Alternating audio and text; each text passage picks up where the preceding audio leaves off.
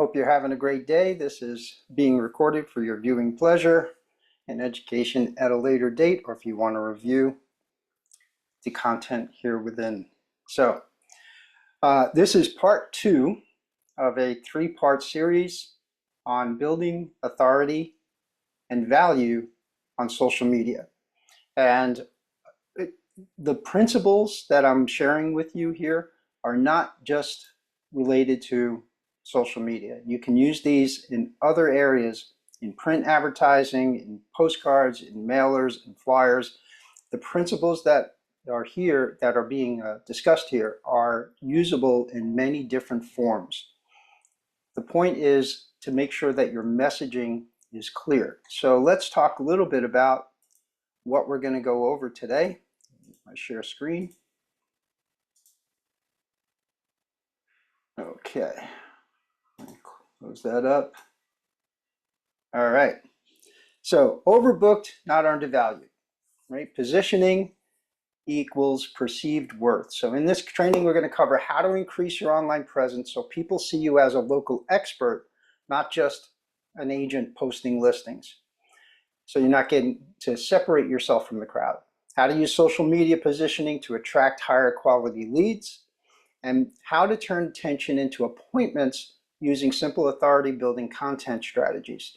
How to package your worth online so you're overbooked, not undervalued. And I'm going to explain what I mean by that in just a second.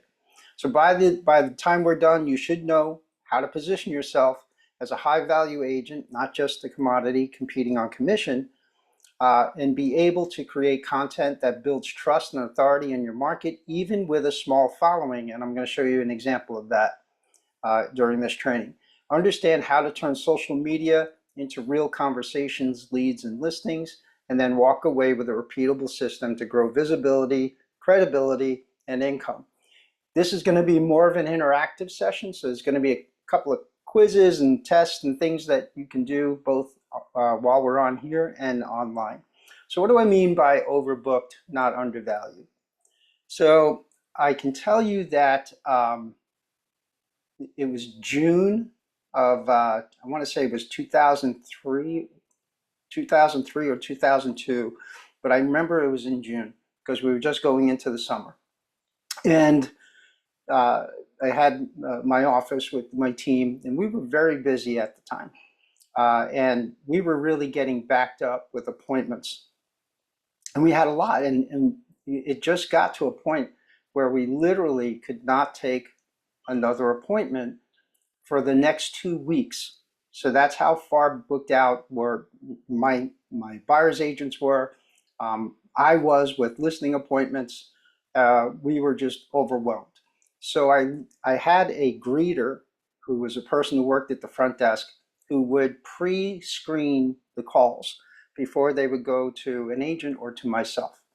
And I told her, I said, look, you need to be honest and just tell people, you know, we don't have any available appointments for 2 weeks. So if they want, if they want to come in, you can't do it for at least 2 weeks.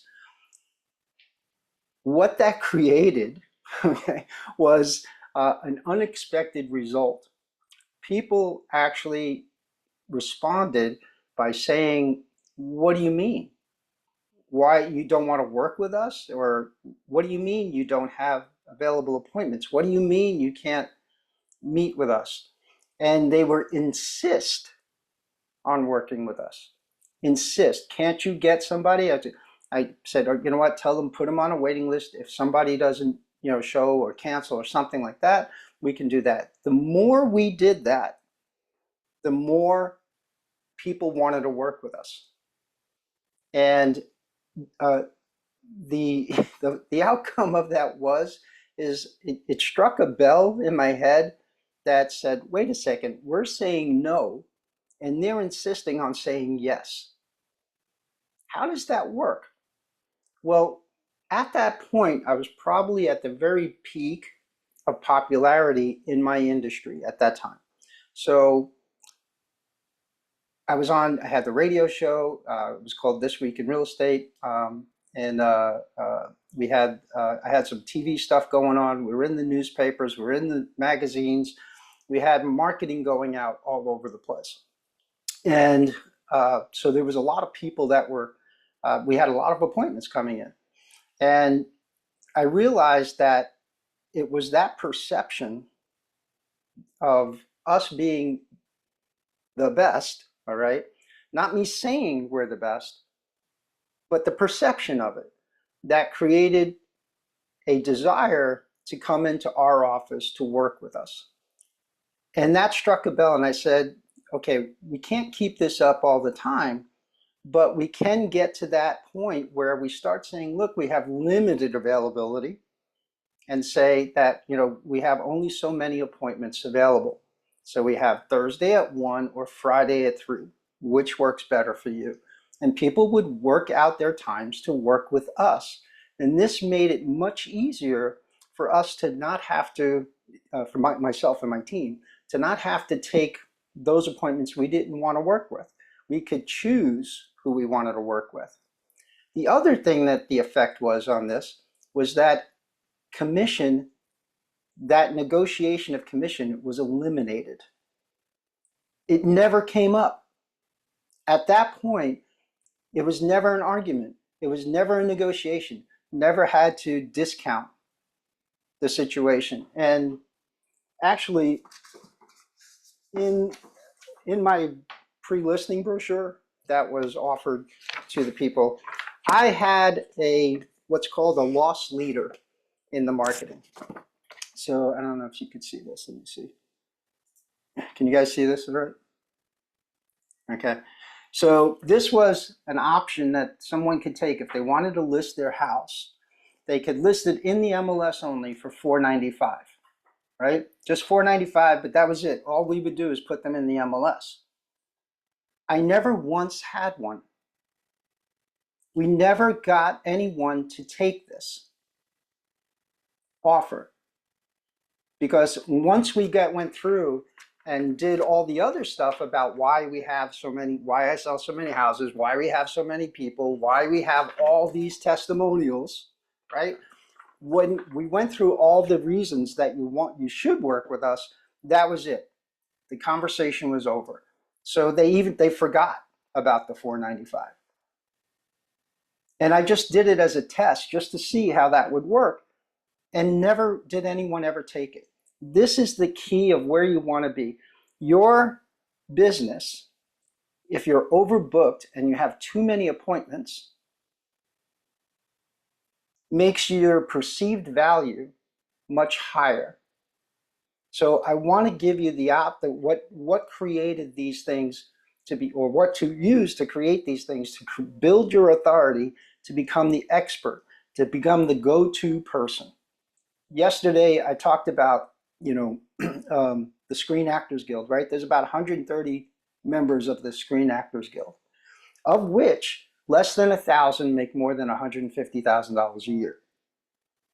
So in reality, producers do not need to pay $20 million, $30 million, $40 million, to an actor to be in a movie. There are plenty of people that will work for less. The reason they pay them that is because they know that that actor will draw the box office. So they're going to pull in the ticket sales. That's the key. So they try to hire the people who have the most pull to pull that in. That means that actor has a high perceived value. It doesn't guarantee that the movie's going to do well, but their perceived value is worth $5 million, $10 million, $20 million. Okay? So this is what we can translate that. We can use that information to help us build our business here. So I want to just do a quick recap about what we did over the last training. And we talked about noise, contrast, and authority. So most agents blend in because they post the same thing. Just listed, just sold, new listing, right?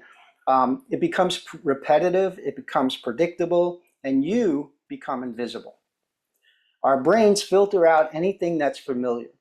That's why most posts get scrolled past. They're not safe. They're safe, not seen. So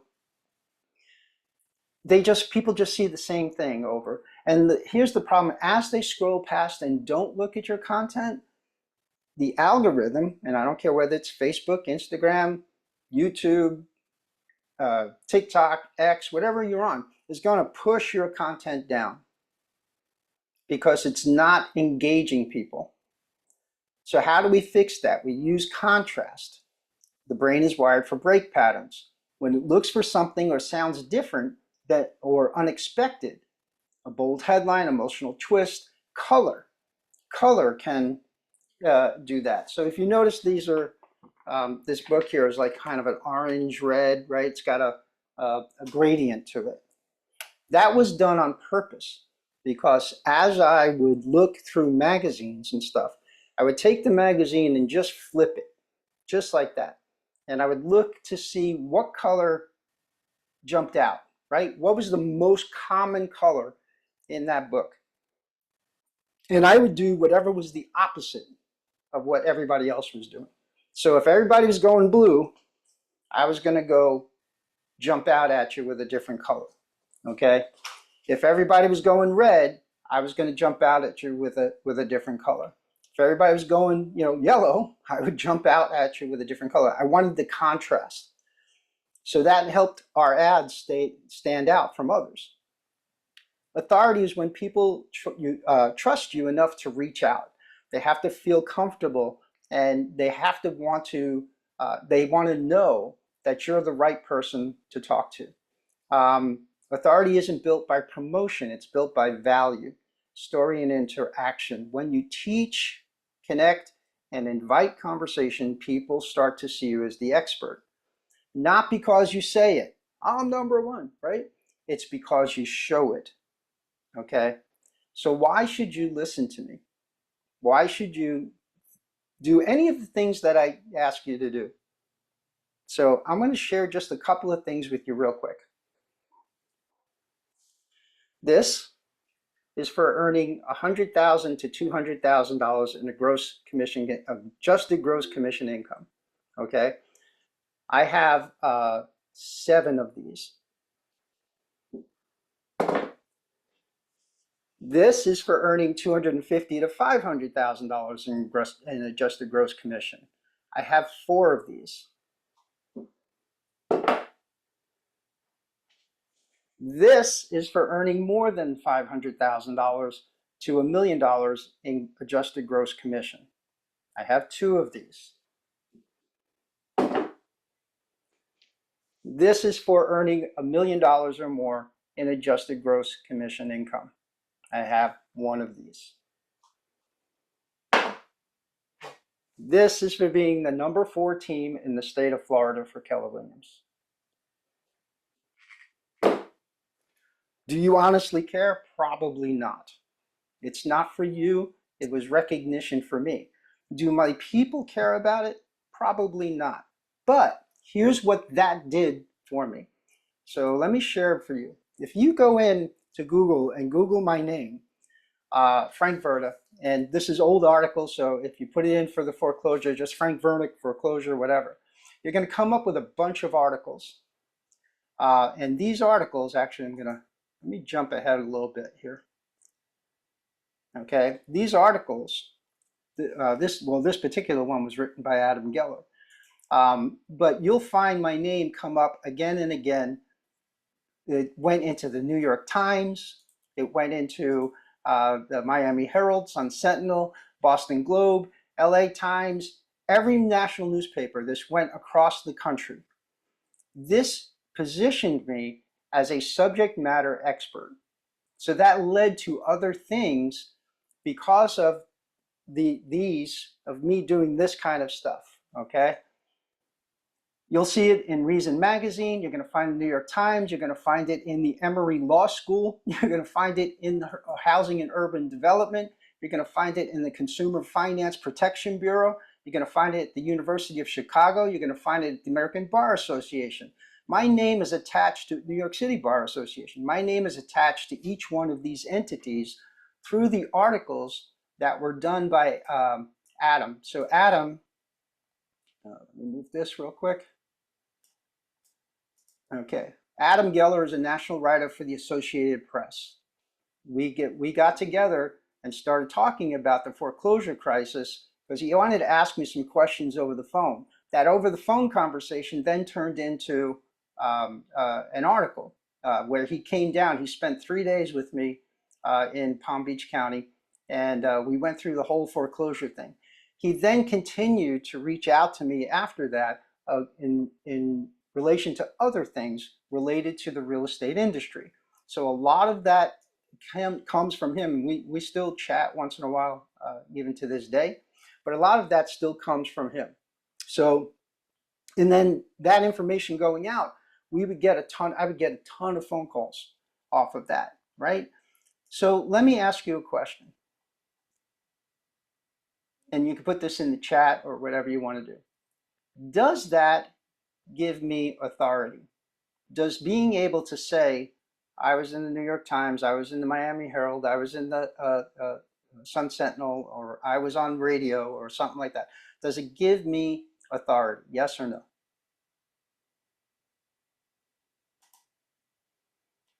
Yeah. Okay. So does it give perceived worth? I would say yes. Okay. Can I parlay that value and that authority into business, actual business? I think you Yeah. can. Okay, so, and yes, you're right, Naira, it did. Because was able to pull in some investors. One of them owned 600 rental homes in Palm Beach County, and he used me exclusively to sell off his inventory when he was getting ready to retire. From that one article, and then it exploded out. So, here's the thing. Why I'm bringing that up. And by the way, just so you know, I'm not saying telling you these things to toot my horn, okay? I honestly don't care if you care or not. It doesn't matter. These are for me, not for you. But what they do is they help the perceived value outside to the non-agent, right? That's what's important. That's what's important. Because the brain values scarcity and consistency. We're wired to pay attention to what's rare and trust what's consistent, right? So this was very true during the whole COVID thing, right? We believed what was consistently being said at the time, right? So about a rare situation that we never encountered before. So the scarcity effect, and this comes from the Cialdini psychological report 2009, shows that when something appears limited, the brain releases dopamine. That's the same chemical that's tied to motivation and reward. In marketing studies, posting words like only, limited, or exclusive can increase engagement by up to 42%. So for real estate, scarcity means like local expertise, exclusive knowledge, unique opportunities, right? If you have a property, you know that when you list a property, you know it's going to go fast. You know it's priced right. You know, oh man, people are going to jump on this one. That creates exclusivity and a unique opportunity. So you will get excited. The dopamine will hit your brain, and you will get excited about marketing that property. And in some cases, you're like, wow, I got to find a buyer for this house. I want to do both sides, right? So we get excited about those things. Well, buyers and sellers are the same way. They get excited, right? When your post makes information feel rare, like a behind the scenes insight, stats, people will lean in and they won't scroll past. Okay, there's references to the reports where I got this information. So consistency, which is repetition, builds trust. The more people that see your face, the more they're going to get comfortable with you, right? This is called the exposure effect. Familiarity creates comfort and credibility. So studies show that people are 2.8 times more likely to trust a brand they've seen consistently across different platforms. So this is not in the slides. I want you to write this down. 7, 11, 4. 7, 11, 4. I was just reminded about this yesterday, and I didn't include it. But 7-11-4. What does it mean? It means 7 hours, 11 interactions, 4 locations.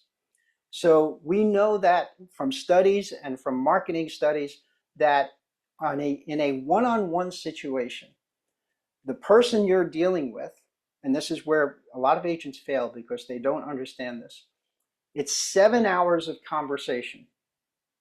Now that doesn't have to be over the phone.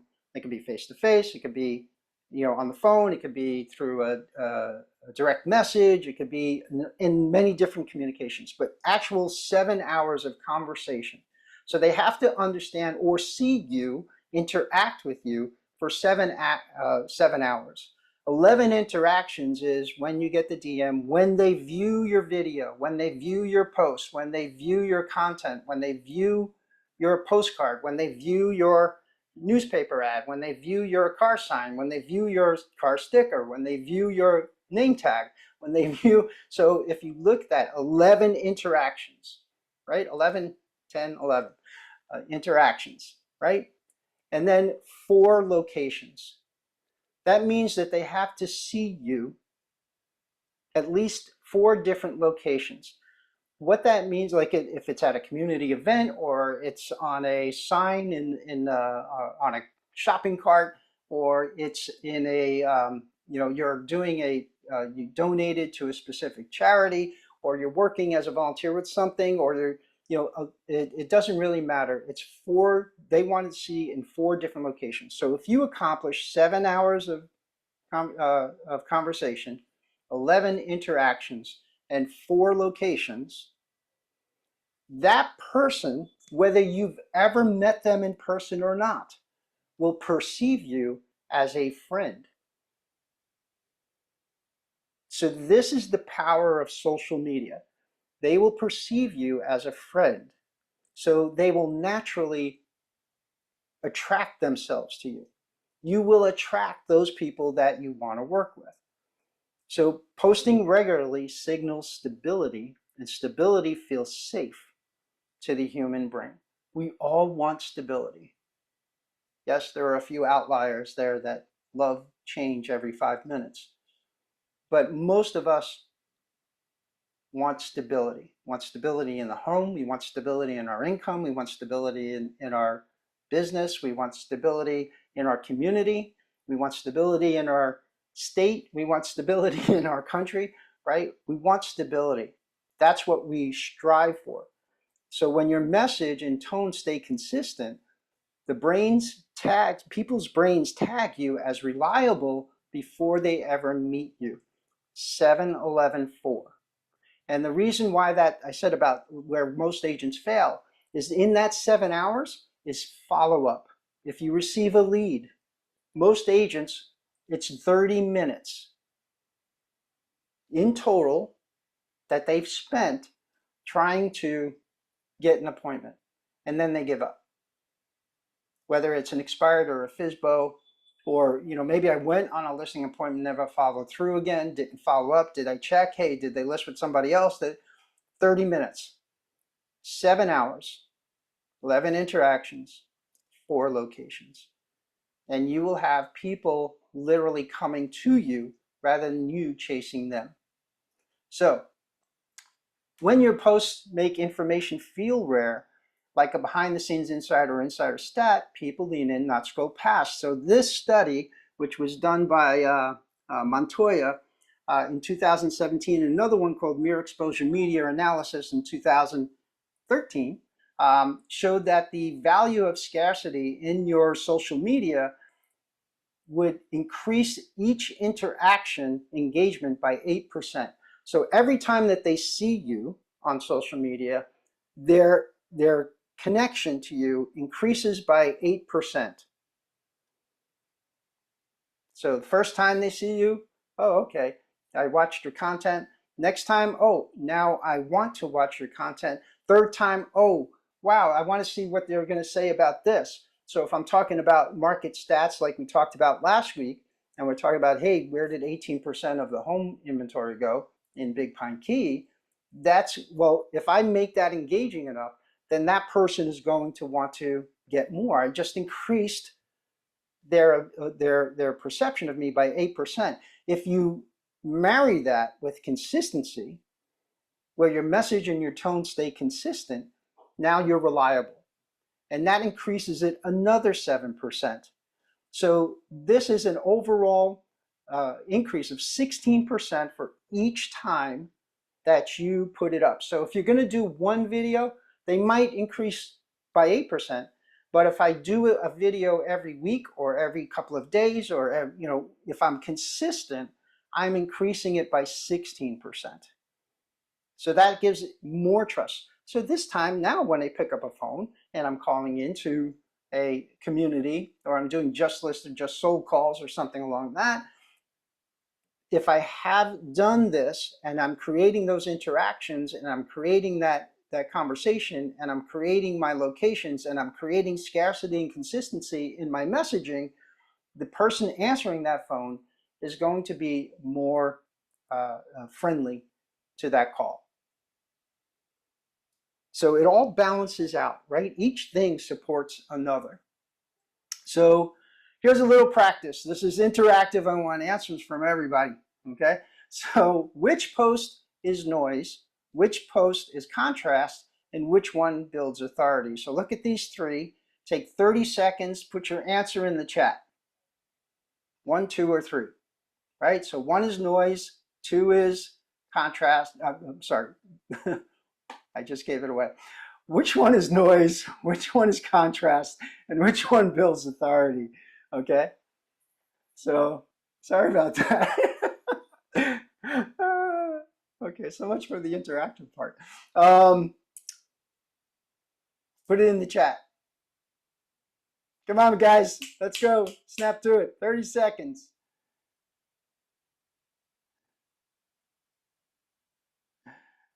Okay, so here are the answers, because I already gave it away anyway. Number 1 is noise, right? Just listed, 3-bedroom home in Key Largo, 1.2 million. DM for details. That's nice. Okay, so number 2 is contrast. So this home was on the market for 102 days until we repositioned it, and it sold in 5. Here's why. So somebody thinking about selling might want to engage with that. They might want to watch that content. And number 3 is authority. Thinking of selling in 2026. Here's how to know if the market is on your side right now. Right? So what do people, right? People tell you this on the phone all the time. Well, I'm waiting for the market. Oh, I'm waiting for the market. Oh, I'm waiting for the market. Right? Oh, I'm going to wait till, season, or I'm going to wait till next year, or I'm going to wait till. So if you're thinking about selling, here's how to know if the market is right now for you, for your home. That builds authority. So somebody who's thinking about, in 3 months or next year or whatever, they might engage with that content. So 1 is noise, because this is just what everybody else does. So you're no different. You're not unique. You're not scarce. These build authority and build contrast to increase engagement. Okay? So here's an at-home practice, and I'm going to give you these slides. All right? So go back and look at some of your Facebook posts or wherever you post, and choose a noise post from your own feed and rewrite it using this formula: hook, story, insight, question. So what do I mean by hook, story, insight, question? Come out with something contrast. Look at it, look at that noise post and say to yourself, what can I say about this? And you can use the tools I gave you in the last training to come up with a hook. Then you're going to create the story around that. Don't just tell them, hey, they bought this house for $2 million, right? What's the story? How did we find the house? What was it they were looking for? Why? What made it difficult? Why did they have to look at 15 houses or 50, right, before choosing one? And this was the reason, the insight. Here's the inside information that I'm going to provide to you. Because this neighborhood has this, this, and this, or this community has this, this, and this. So this one over here, well, that had a unique feature in the house that did this. It was tankless water heater, whatever. And then ask a question. What is it truly that you're looking for when you're buying a house? Or what do you need? What do you expect most from your agent, when you're selling your home? So ask engagement questions.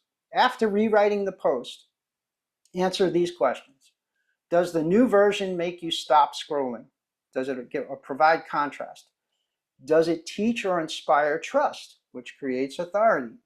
Would a non-agent, meaning someone who doesn't have a real estate license, I know that's hard to find. I know it's hard to find.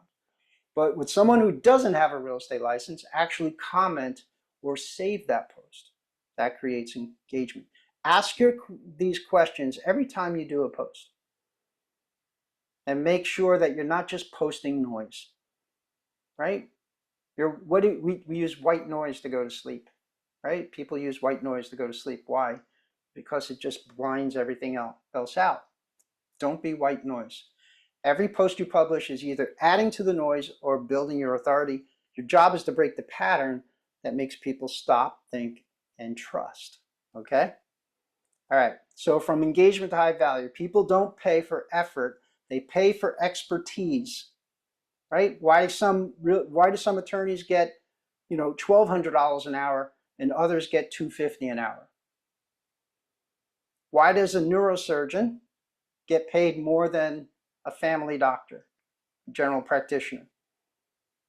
Because they have expertise.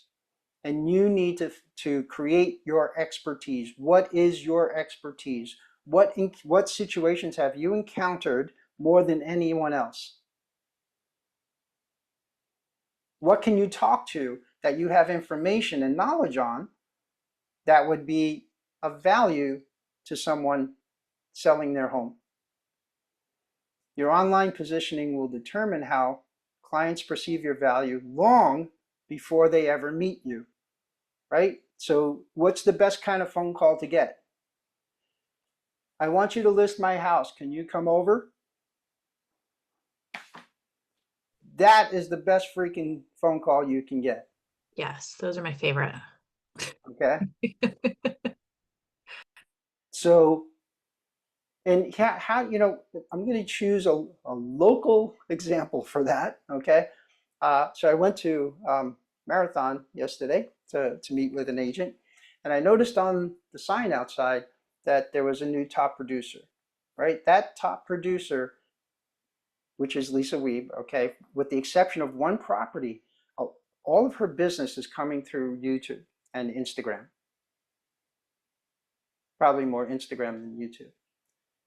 But that's the attraction, that's the expertise that people see in her. Lisa said, when she took her second listing, that the person who she listed the house with, she asked them, they were upstairs because Brian was helping her, and she asked them, why did you choose me? And he said, your YouTube videos. I want you to do for my house what you did for that house. Those are her words, not mine. Okay? So it's the difference between yelling, hey, I got a new listing. That's nice. Versus Key's market expert explains the shift. And I've said this many times before. When we put out our quarterly newsletter, the numbers aren't what's important to the reader.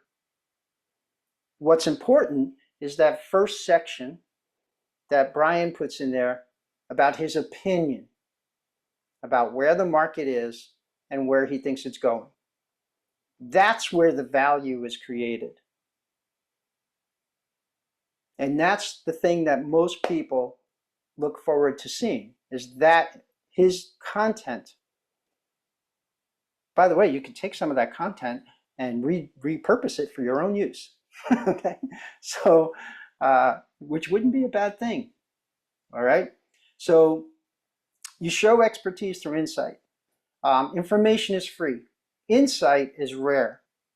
So when he puts, that's that insight that Brian puts on the quarterly newsletter, even though we give away the newsletter for free. And then what happens? The newsletter gets picked up by the local papers and they use that content for their content. right?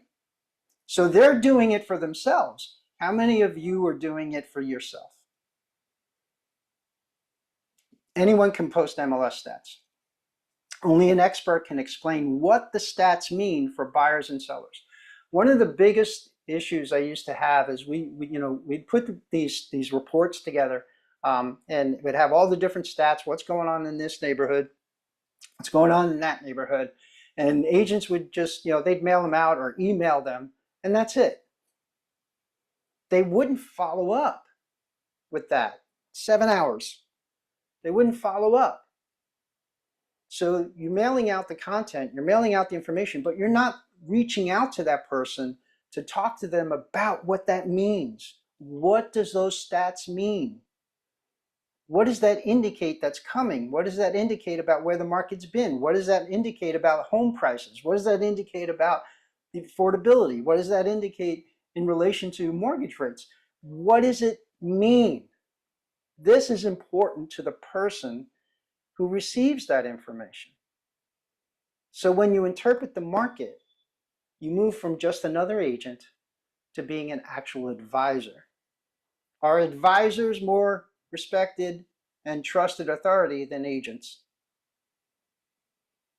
Yes or no? Do you have a financial advisor or do you have a financial agent?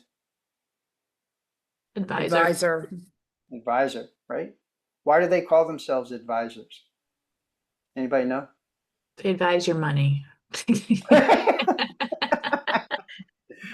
Well, we kind of do that too, Natalie. So, Yes. but yeah, okay. So because you listen to their advice, right? You don't listen to agents, right? You listen to advisors. I have a trusted advisor, right? My trusted advisor was a man named Captain Ken Lee. He was my mentor and advisor, and I called him that, my advisor. So an example post would be like, in the last 30 days, inventory in Marathon dropped by 12%. Here's why that matters. Sellers now have more leverage than they did last summer. That would be an example of an advisor post, not an agent post. So the elaboration likelihood model, which is from Petty and I'm going to say this right, Cacioppo, shows that analytical, insight-driven communication increases credibility and long-term trust. So you're delivering it in a friendly and familiar manner, but you're providing the insight that in that communication that would make you look like an advisor, understanding the market, understanding what those stats mean. Sometimes I wonder how many of our agents actually understand those stats. What do those stats mean when we go over them every week or every month? What do the stats mean do you look at the newsletter? Do you read it? Do you go down and look at what are those numbers? And what do those numbers actually mean?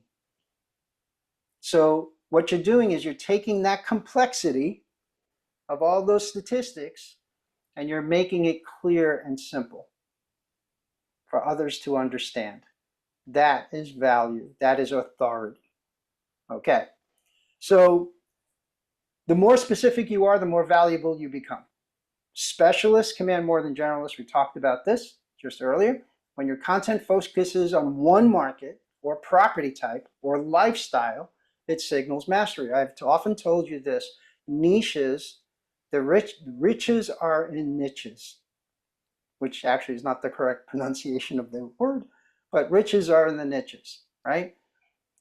So if you focus on one market and one content, one type, it makes it so much easier because you know what to say at this point, right? If I'm only going to focus, I focus on waterfront homes in the lower, let's just say Big Pine Key, but specifically within a specific community, and I know everything about this community. I know the draw depths, I know the tide charts, I know the access, how long is it going to take to get to the reef, how long is it going to take to get to the backcountry, all of those things. If I know all of that, and I know that every house in this community, I know the square footage, I know when they were built, I know what the differences are, I know that makes me the expert, right? Versus I sell homes anywhere in the Keys. I work with everybody. I don't everybody. That's not going to get you leads, right? Who else works with everybody? China. Anything you want, you can get from China, right? So they'll work with anybody. They'll copy anything. They'll put it out. They'll put it, but that's why their stuff is cheap.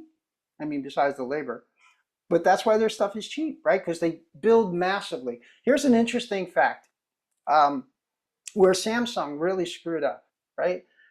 So back in 2014, I think it was, Samsung got wind that Apple had announced a new product line that they were coming out with, and what they were coming out with was the watch, right? It was the iPhone watch, right? The iWatch, and so Samsung, this was just talk, right? It was rumor. So Samsung jumped the gun and said, "Oh, we're gonna make the watch first. We're gonna get it out to market first," and they made this watch, and they produced 800,000 of them, shipped them out all over the world, and they were like, "Oh, we got to market first."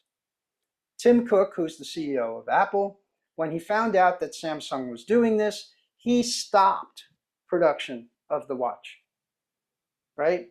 So he stopped production of the Apple Watch and said, let's hold off and see how this rolls out. Well, here's the thing. Samsung ended up getting a ton of returns. They ended up having to cut back on pricing and severely discount a lot of those watches that they put out. And they never actually sold all 800,000 of them, right? Most of them ended up getting recycled. So, or thrown in the garbage, to be honest. They got it because they had a lot of returns. So the reason that happened is because Samsung did not look out and say, hey, does anybody actually want this? Does anybody want this watch, right? What are the functions that they want in the watch if they want the watch? They just wanted to get first to market because they thought they would beat Apple. So once that occurred, then Apple released their watch once they understood consumer demand. And what did they do? They made it very limited, very rare to be able to get. They created a waiting list because instead of releasing it back in 2015 when they said they were going to release it, they ended up releasing it in 2016, or I'm sorry, the end of 2015, and they built up a overbooking of people waiting for the watch. And that's how they were able to sell out of their inventory within days. And they kept it scarce. They still do that to this day. They still do that with every iPhone release, right? They put out, if they're going to do a major change or a new product, they build up the hype, build up the hype, build up the hype, and then release it in limited numbers, right? PlayStation does the same thing with the PS5, right? Every time they come out with a new PlayStation, they build up the hype, get the word out, hey, this is coming, and next thing you know, all you get is your kids screaming at you because they didn't get the new PlayStation because you couldn't find it anywhere because they only made like 400 of them, and you had to pay like $4,000 for one, right? So it was in order to get it. So this 2023 Harvard Business Review article on expert perception found that specialization increases perceived competence by 25 to 30%, even before any performance proof. What does that mean? It means that your perceived value increases by 25 to 30%, even though you haven't shown anybody you've done anything. So you could be a brand new agent, not sold a single house, and you've already increased your perceived value without having sold a single house. Narrow your focus. Your brain equates precision with authority. So, building consistency. Repetition builds recognition. Recognition builds belief. If your audience sees you often in consistent tone and visual style, they will feel that they know you. I want to give you an example of this.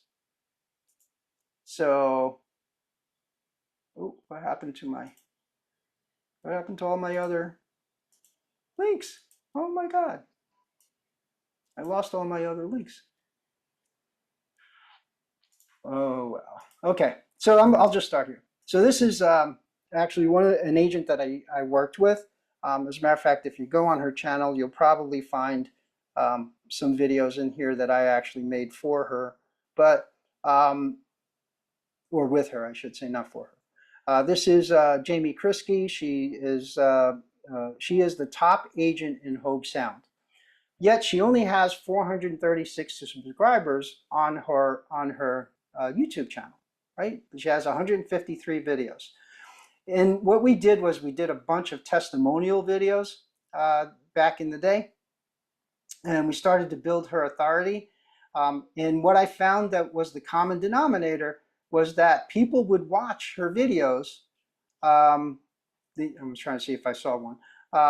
People would watch her videos and they liked her. And actually, there was one of the buyers, this one guy whose also his name was Frank, bought this nice property out on a point lot on the river, on Indian River, and talked about how, you know, I would watch her information and we were interested in that area specifically. And the more I watched her, it made my life, I wanted to work with that person. So let's look at, here's a bigger name, Karen Carr, who owns Georgia Coast Homes in Real Broker. She's got 17,000 subscribers, but she's only got 393 videos. You could go, I'm suggesting that you go to these pages and look at some of these videos and content that they're doing. If you'd like to get some ideas, it's a great option to do. And this is one of my favorites, is Ken Posick up in Orlando. So he's built a huge business off of YouTube. Literally, more than 50% of his business comes from YouTube. And he has 63,000 subscribers. He now operates 2 YouTube channels and a blog site. So one deals with Orlando, with the attractions and all that kind of stuff, and the other is just real estate, but he does crossover stuff. And if you look at some of his things, you can get some good ideas. By the way, some of these map things that he's got here, those do very well, seem to be doing very well right now. And let me try one more, see if we have, actually, I can do it this way. Let's do, and of course, one of my favorites is Erica Wolf. She's an agent that I worked with back when I was with Waterfront Properties. And she's now on podcasts and stuff. Where's her actual channel? Oh, it's Wolf of Real Estate, that's right.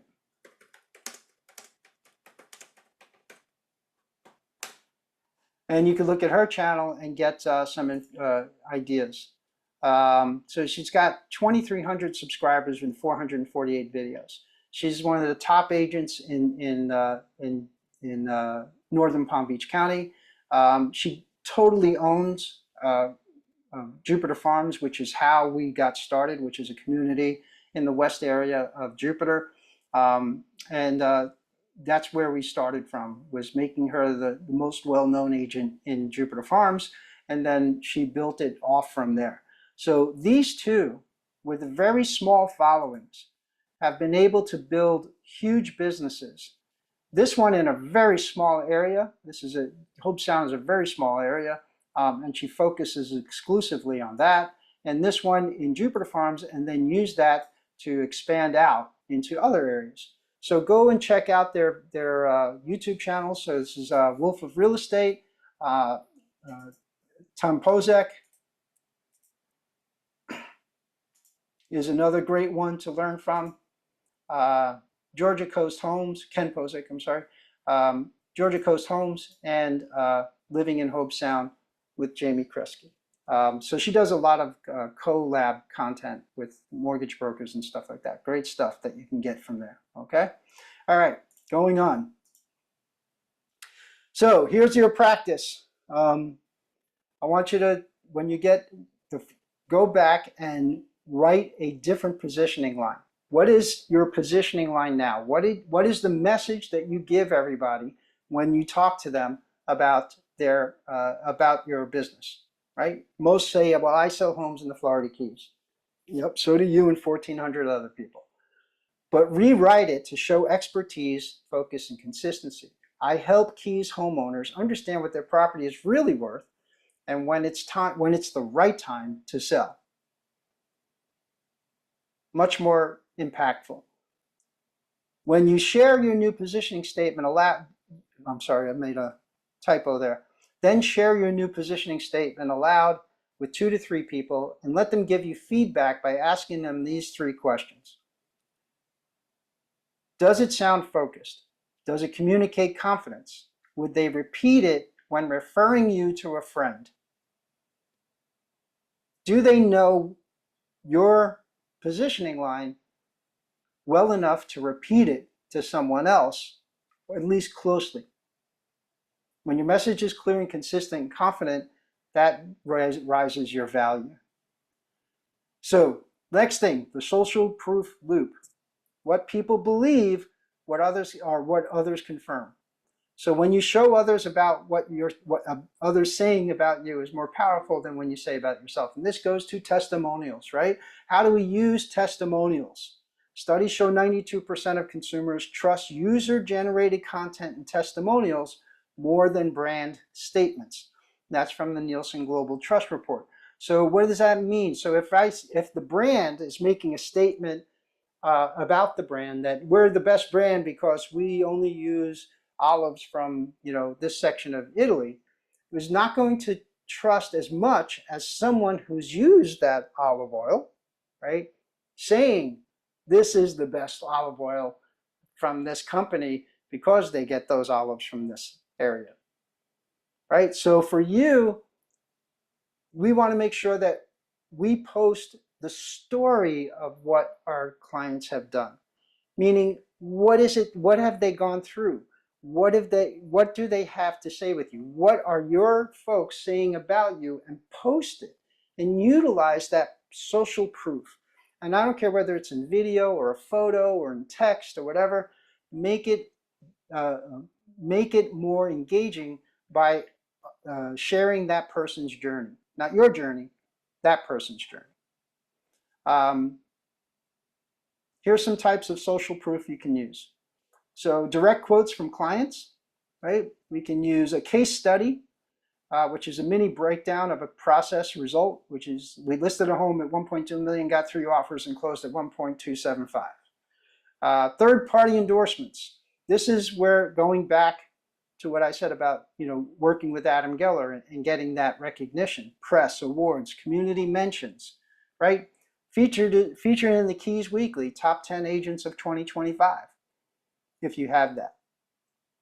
Or honored by the Coldwell Banker Foundation as top donator. User-generated content. Clients tagging you on social. Do you have a good enough relationship with your clients that they would actually do their own post and then tag you in it? That will blow up your business. So it's not just simply ask, right? Say, if you wouldn't mind, do you have a Facebook or do you have an Instagram?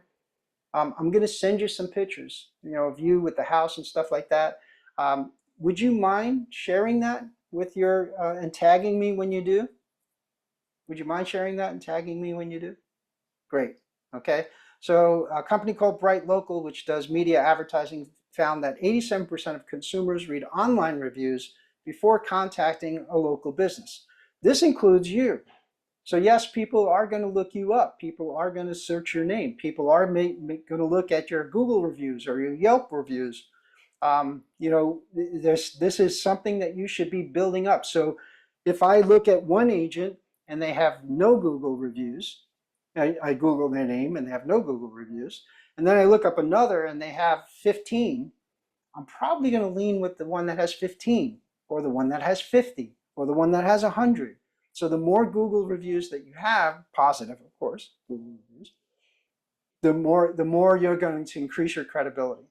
This is also key to show up when you're doing, when people are looking you up through either through search or through using ChatGPT or another AI source, right? So if you look up, and I don't want to take a lot of time because we're already getting close to the end here.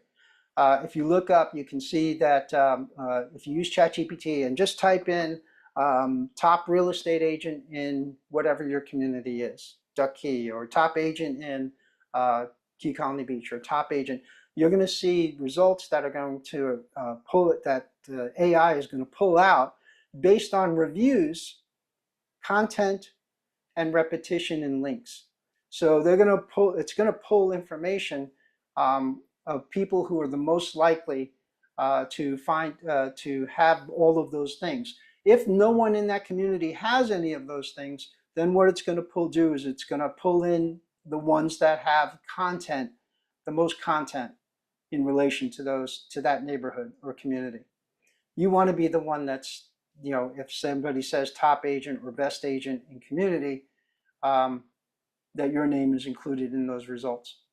So turn your testimonials into content. Social proof doesn't live in your DMs, it belongs in your feed, right? So, do a video testimonial post. Watch how the Johnsons got 3 offers in 5 days and what they said after closing. A before and after story. So from hesitation to sold. Here's what changed their mind. Quote post, we never felt pressured, only supported. And a pro tip, use voiceovers or subtitles for emotional storytelling. Storytelling, if you know how to tell a good story, you're going to do much better than those who don't. But people process faces and voices better than just text alone. Visual testimonials increase engagement by 65%, according to HubSpot. So go get video whenever possible, right? Get video. We watch documentaries and we watch stories about people where they're talking about their situation or the things that they went through. What was it? Was it the movie When Harry Met Sally, where they did cuts in between of these different older couples talking about their marriage and their love life. Yes, and together, it right? was. I love that movie. Right. So that made the emotional connection for a lot of people in that movie. I mean, some of the stuff was just hysterical, but it created an emotional connection to the movie and increased the engagement of that movie. So how does social proof work? First, you got to deliver a result. Then you have to share it as a story. Show emotion along with the lesson. Engage the audience and ask, what would you do in this situation? Ask the audience, what would you do in a similar situation? Right? Repeat. Every story feeds the next perception of trust. So keep adding those stories, and the more you do that, the more people will know, like, and trust you. So last week a seller was nervous about listing. Today they're under contract. Here's what happened to help them move forward. That's much more engaging than, I just sold this house for $1.3 million. Which would you be more interested in clicking on?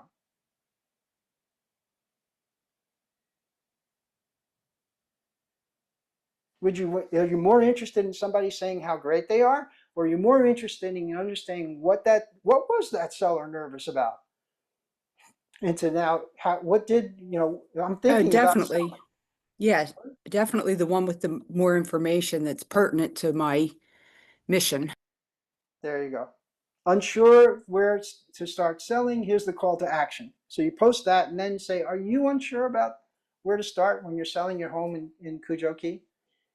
Get answers to your questions and a solid strategy by clicking the link below or by sending me a direct message or,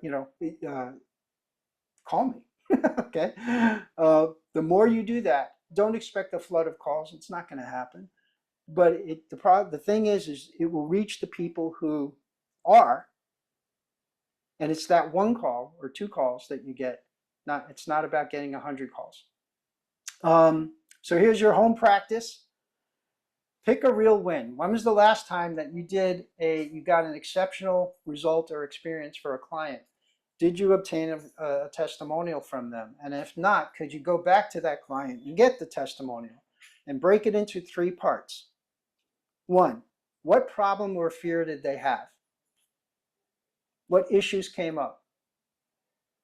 What did you do differently to resolve it? And what changed after your help? So let's say you have somebody who was, maybe there was a stressful situation with inspections, and there was, something happened, or something happened after we went under contract. There was a flood or a pipe break or the AC or something along those lines. Or the person selling wasn't sure if they wanted to sell, and then they felt so much better after. Right? So, and what changed? How did their situation change after your help? Right? Well, then they were able to get, they're out there with their grandkids now. And if you can get a photo or something of them being happy after the fact, that's terrific. Rewrite this as a post. When X client came to me, they were whatever the emotion. The action that you took, and now they are where they want to be. Now they're happier than ever. Now they have money in the bank. Now they're closer to their grandkids, right? What's the biggest question you'd ask before selling your home? That's a good one, right? What's the biggest question you'd ask before selling your home? This is going to give you information to use for your listing presentations, by the way, okay? So, and then evaluate each post. Does it feel authentic, or do I sound like a newscaster trying to do on CNN? Does it showcase trust? And would you stop scrolling to read it? And you might ask somebody else that, if you were on social media, would you stop scrolling and read this story? And see what their actual reaction is, right? Not somebody who's going to blow smoke, okay? Ask somebody who'll give you, an actual response. Okay, so we are right on time. Next session, we're going to do part 3, and we're going to talk about the magnetic message formula, how to formulate your messages in social media in order to increase your engagement. Monetizing visibility, turning followers into booked appointments. So we're going to talk about conversion. If somebody sends me a direct message or engages with a post, how do I convert that into an actual appointment? This is a key skill to making this worthwhile. And this is probably 95% of agents don't do this. Then we're going to wrap it up. We're going to talk about how to put this all together. Don't aim to be popular, aim to be pre-booked. And in that vein, I am going to CVS. Oops. I want to show you. So I'm going to be posting some sample videos. This is a channel that I had done back when I first started. I was going to put up some stuff on here, and we ended up doing some other things. But I'm going to take all of our trainings that we do, that I do, excuse me. I'm going to put them up here, and then I'm going to also post some sample videos, thoughts, ideas, things that you can use and translate into your specific market.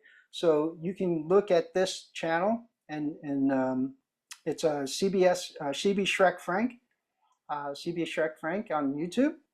And this is just for you guys, right? So I have this set up. Don't worry about everybody else, because I have this set up so that it really will only feed out to you guys. It's not going to get picked up by the algorithm, and I did that intentionally. So look here. Here I've also posted the meeting that Brett did a couple weeks ago, and this is the sample video from the training I did about doing your market stats or market update, your local market update. And I'll be posting more and more stuff on here so that you have easy access to it and be able to use it as a reference.